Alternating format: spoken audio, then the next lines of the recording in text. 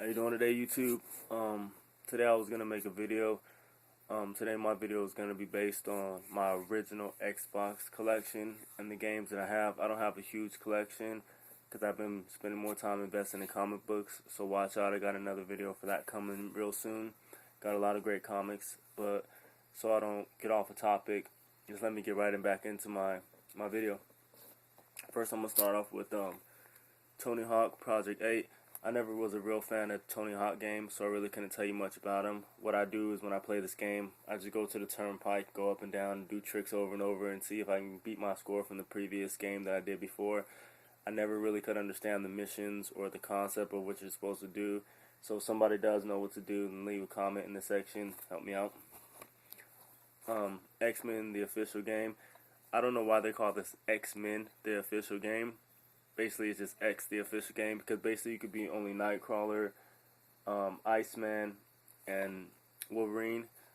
Just basically 3 characters. You go through a whole bunch of missions. It's actually a very good game and very fun. Your attention span on it, you're probably not going to be very, put a lot of time and invest a lot of hours into this game, because it's just like a pick up and play. Operation Flashpoint Elite. I never could understand why this game was such a cult hit. Some people love this game and they swear by it, but me personally, I just think it's terrible. The graphics are terrible, the gameplay is terrible. But from what I've heard and what I've read on the internet, a lot of people love this game and they have sequels to it. But basically, they probably are talking about the PC version, not the Xbox version. I had got this when I had got some games, so I don't know. Gun Vulcan. I had got this game because I was watching other YouTubers and somebody had said this was a hidden gem. So I seen it for $5 and I said, hey, why not pick it up? I played it. It's a pretty decent game. It's like a shoot 'em, hack and slash type of game from a third person perspective. The controls are kind of iffy, but if you give it a chance, it's very fun. This one right here has no case for us. This is a generic GameStop case, but it is Motocross Mania. It's like a road rash game. If you ever played any of the road rash games from the previous systems, like for the PlayStation 2 and the PlayStation 1. I'm sorry, not the PlayStation 2, this is PlayStation 1. Very good game. It's very fun. You can pick it up and play it. A good game to play with friends. It's a lot of fun. Commando Strike Force. I was actually surprised by this game. It's actually a very good World War II shooter. I loved playing it. I played like the first 5-6 levels of it, but it's a great game and it's a great shooter. They switched the concept of it and they made it very more in-depth, give it more story-driven. The graphics are very ramped up, so it's a very good game if you love shooters. One of the best fighting games to this time, from the beginning of time to me, better than Tekken, better than any fighting game they had out there for the Xbox or the PlayStation 2 generation, is Dead or Alive. Yes, this is a Platinum Hits, but I didn't care when I got it. I just wanted to have this game. I love Dead or Alive 3, Dead or Alive 2, Dead or Alive Ultimate, Dead or Alive 4, Dead or Alive 5 Ultimate. I still play for the PlayStation 3 online. So, great game. And if you do play for the PlayStation 3 online, leave me a comment below. I'll add you and we can get some fights in. But this is a great, excellent game. The kung fu in here, the concept of it, the throws, the counters. It's like watching an action movie fighting sequence scene while you're playing the game. And this is a game that I believe one day is going to be very, very, very high valued when it comes to the regular Xbox, because a lot of people don't know about it. This and a game called Siberia. I was going to get Siberia, but I decided to get this anyways, and that is Still Life 3. This is an amazing game. It's like playing Indigo Prophecy. If you never played Indigo Prophecy, it's like Indigo Prophecy / Heavy Rain in an action-adventure type of scenario. I love this game. The puzzles are very, very hard, so you have to be a real thinker and have a lot of patience in order to fulfill the puzzles in this game. But if you give it a chance, you are guaranteed to have a blast with it. It will become a very rare game to find because it took me a while to find it. It's not that expensive. It goes for about between $6, $7, $8, depending on where you get it from. But I'm telling you, it's going to be a very rare game. If you see this game, pick it up. Mercenaries Playground of Destruction. This was actually my dad's favoriteest game, and it became one of my favorites when I picked it up and played it. When you love military concept, vehicles, like a Grand Theft Auto sandbox type of environment, but everything is destructible. Before they had created the Frostbite engine and they brought it to Battlefield, basically this is the thing that put the landmark in that. They took the whole environment, everything about it, and let you do whatever you wanted to do. And any way you wanted to complete a mission, you couldn't complete it. If you've never played this game, I very highly recommend that you give this game a chance. You will have tons of fun with it. It's very military orientated, got a lot of strategy in it. You will have a lot of fun with this.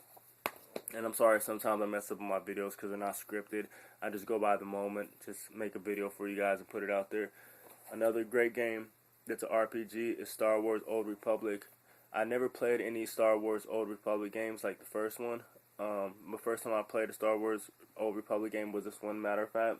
But from what I played for so far, it's like a Mass Effect / RPG type action adventure game. It's very in-depth. You can see a lot of concepts that they took from this game and made into new generation of game consoles. Not game consoles, but new games.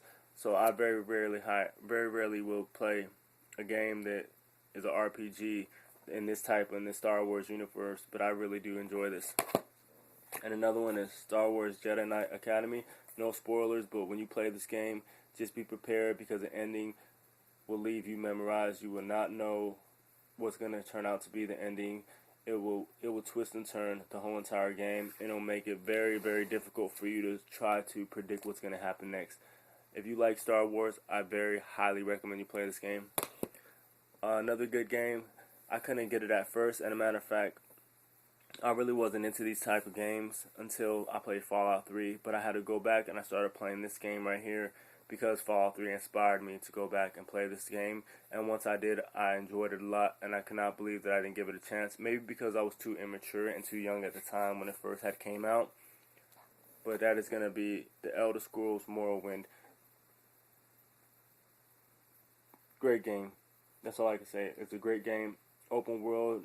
This is like playing Fallout 3. Actually, Fallout 3 is like playing this. The things you do, the people you meet, the concepts of it. And it's very difficult because you don't have exactly a pinpoint and somebody showing you exactly where to go on your mini-map. So you have to get clues, you have to talk to people, interact with people, and figure out what to do on your own. But when you do, it's very rewarding. You have to grind a lot in this game in order to get your stats up. But it's very, I recommend this highly to gamers who love open world RPGs. And if you ever played Fallout 3, you will love this game. Another great game that I got was the Platinum Hits, but I had to get was Fabled The Lost Chapters. The reason why I got this is because Fabled The Lost Chapters, the Platinum Hits version, is a Lost Chapters version. And it comes with more quests, extended content, and the system evolves in real time. You can choose between good and evil. The game, this was the best Fable that they had ever created. This set the benchmark and landmark for the Fable games. If you've never played this game, I highly recommend this one too. It's one of the best RPGs I've ever played. And in previous videos, I've said that there's not very many RPGs I've finished, but I have finished this one. Finished it 2 or 3 times. It's just a great game. It's open world. You get to choose your side quests, even with like in the age progression and the good and evil. You can get married. You can buy houses. It's a very good game. Deus Ex Invisible War, another game that I played when I was younger, but I couldn't understand, but I got now. It's like Fallout as well, but it's on a different basis. It's on its own standpoint. It stands by itself. It's a very strong game, a very strong RPG, action, shooter, first-person perspective game. You will enjoy this a lot. The 9.1 score that it got, yes, it deserved that score. And basically, I think they gave it to that score is because the graphics at that time were not as high quality and high resolution as it could have been. But this is a very great game.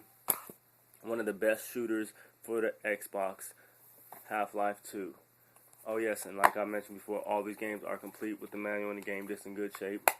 But Half-Life 2, the concept of this, the resolution of this game, the way that the game changed the genre at that time, this game set benchmarks for other games like Black and other games, first-person shooters, in order to have more competition.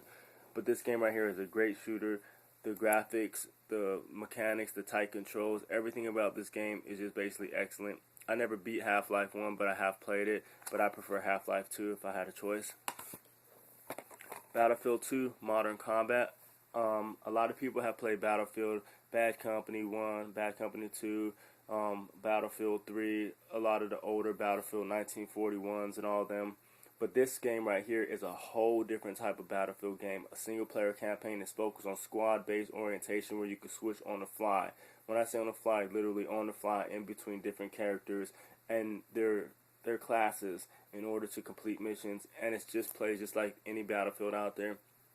The environments aren't destructible, but it's a great game. I highly recommend this. I had tons of fun with this game. I haven't beat it yet because I'm stuck on a helicopter mission, but I will continue to keep trying this game. It gives you levels, it gives you ranks ups as your soldiers progress through the game, and the less you die within the game, it like gives you like a measuring system, and it rewards you for that as well. So highly recommend this. I'm gonna do these last 2 games together because one of them I have beaten, the other one I'm halfway through, and that's gonna be Halo 1 and Halo 2. This defined the first-person shooter for the console when it came to the home console. So I give Halo a lot of respect. I used to play this with my girlfriend at the time when it first came out for days and days, and we had a lot of fun with it together. You know, the only other shooter out there that's also my favorite, there's a lot of first-person shooters that are my favorite, but when it came to the Xbox was Soldier of Fortune.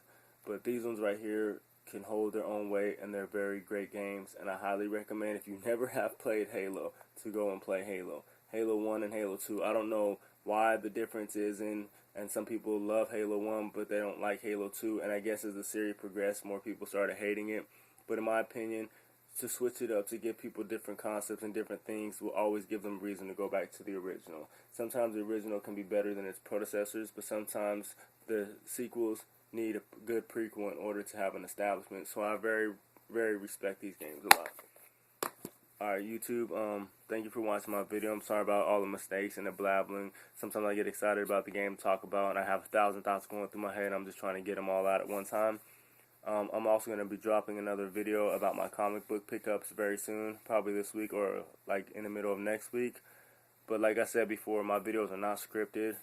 I don't try to make them all professional, not because I'm trying to be disrespectful to my fans or disrespectful and I'm lazy. It's just, I just feel like at that urge and that time when I have time to put in a video and I want to talk to you about the games and want to talk to you about my collections, I do it. So I hope you enjoy my Xbox collection. Like I said before, I'm going to drop another comic book video, and I'm also going to drop some more PlayStation 2 pickup videos that I had. I'm going to redo some of my Nintendo 64 pickups and stuff like that, so I deleted them videos off my channel. But I hope you enjoyed this. Thumbs up the video, share the video, leave me comments if you have your own channel, and I'll go check out your channel. Alright, God bless you. Have a wonderful day.